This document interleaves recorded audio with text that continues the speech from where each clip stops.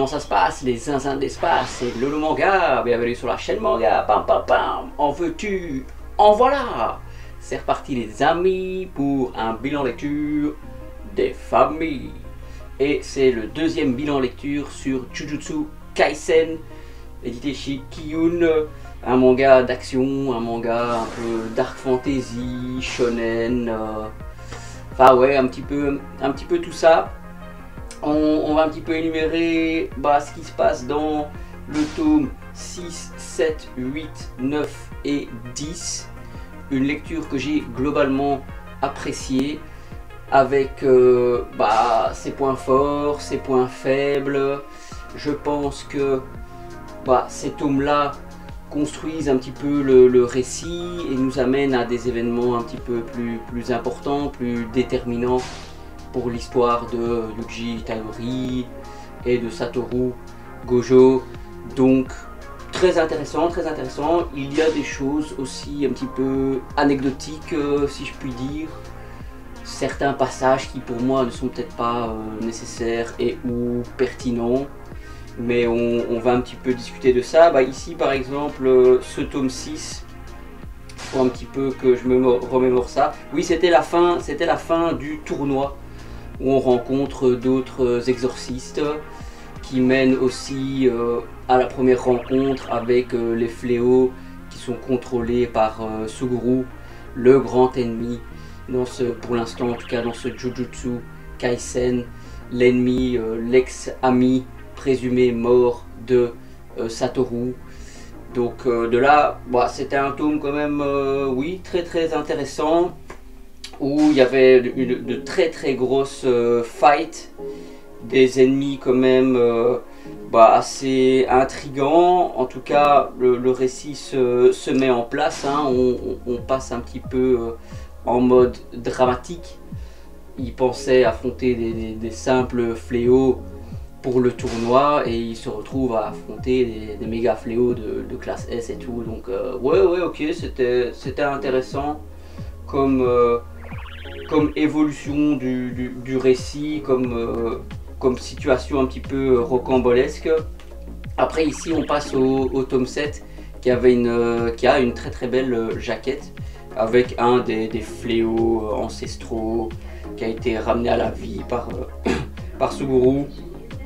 Et de là, par exemple dans ce tome, je sais pas, donc après le tournoi, soudainement, il y a un match de baseball.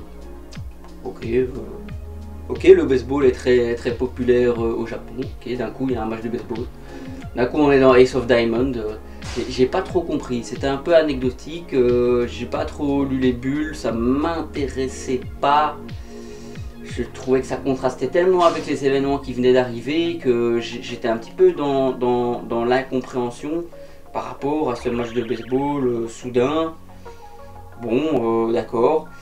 On a un petit peu un passage avec Megumi, Nobara, Yuji, qui commence aussi à affronter des démons qui ont été envoyés par Suguru. Donc ça c'était intéressant pour un petit peu donner de la visibilité surtout à Megumi et Nobara qu'on voit assez peu, je trouve. C'est quand même Satoru qui porte un peu le récit, qui détient la lumière dans ce Jujutsu Kaisen, en tout cas pour l'instant. Mais un tome quand même assez mitigé, je dois dire. J'ai pas eu grand intérêt pour ce tome. Globalement les jaquettes sont vraiment superbes, vous le voyez. Et ici dans ce tome 8, c'était selon moi la fin du combat des fléaux contre Megumi, Nobara et Yuji. On a un petit peu une histoire de copinage avec une fille que Yuji aimait bien. Et on a surtout donc le début du flashback entre Satoru et Suguru, les exorcistes, étudiants exorcistes qui ont des péripéties, des mésaventures, parce qu'il y a toute une histoire avec une fille, je sais plus trop les tenants et les aboutissants, mais bref, tout ça mène à un conflit entre les deux frères d'armes, entre les deux amis qui vont justifier tout le récit au final, toute cette guerre qu'il y a entre les fléaux et les exorcistes. Bah écoutez, oui, ça m'a fait penser un peu au flashback entre Sakamoto et Slur et Uzuki dans Sakamoto Days, pour ceux qui connaissent. Bah, donc c'est toujours assez appréciable comme partie du récit. Je dois dire, c'est pas... Bah, oui, ça permet de construire un petit peu l'histoire globale, les tenants, les aboutissants. Satoru est pour moi le personnage phare de Jujutsu Kaisen qui porte le récit. Suguru pour moi est un très très bon antagoniste, j'aime beaucoup. J'aime beaucoup.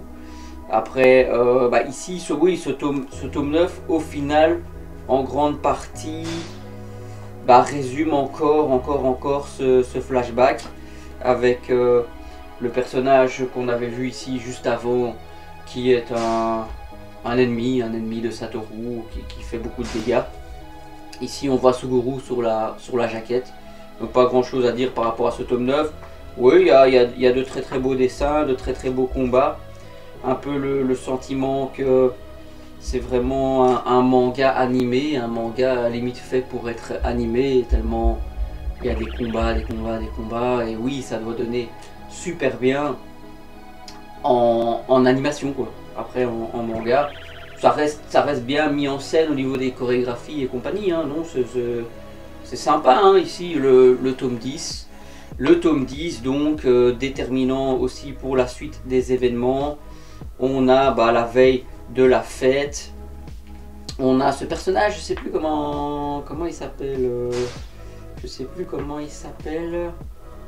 celui qui est cousu là de la tête aux pieds, qui aspire des humains, enfin qui est vraiment increvable, hein, et complètement déjanté. Donc ouais, non, il est quand même bien ce personnage là, qu'on ne voit pas, hein. Le personnage dont je parle, ouais, c'est celui-ci de la jaquette du tome 6. Est-ce qu'il y a son nom ici? Bah non, il n'y a pas son nom, tant pis.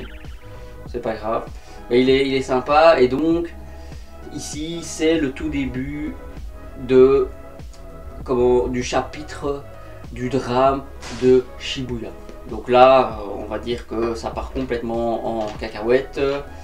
Là, on peut dire que Suguru, il attaque clairement les exorcistes, l'école des exorcistes. Il a donc rameuté un petit peu tous ces fléaux ancestraux, grâce à certains artefacts. Il arrive à ramener à la vie des fléaux ultra puissants. Bah, ouais, pour l'instant, jusqu'au tome 10, c'est très intéressant. J'ai hâte de lire la suite.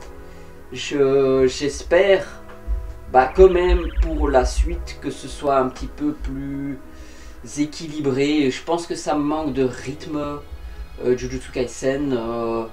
Bon, on verra avec la suite, on en discutera, hein. On verra si l'auteur arrive un petit peu à rectifier ça. Je pense que des fois les combats durent peut-être trop longtemps. Je pense que des fois certains flashbacks, certaines situations durent trop longtemps. Je pense que certains personnages n'ont pas assez de lumière sur eux. Oui, je pense à Megumi, je pense à Nobara. Enfin, on veut nous vendre un trio et au final c'est Gojo, c'est Satoru. Bon, ok, pour l'instant, à voir ce que ça donne. Je sais pas, quel est votre avis par rapport à ce bilan lecture. Dites-moi ce que vous en pensez, ça m'intéresse beaucoup, surtout pour ce Jujutsu Kaisen qui a eu tellement de hype, sur lequel on a tellement parlé. Voilà, les amis, un petit like la vidéo, les cocos, un petit abonnement, ça fait toujours plaisir. Merci beaucoup et on se dit à la prochaine sur la chaîne Lolo Manga. Allez, ciao les gars.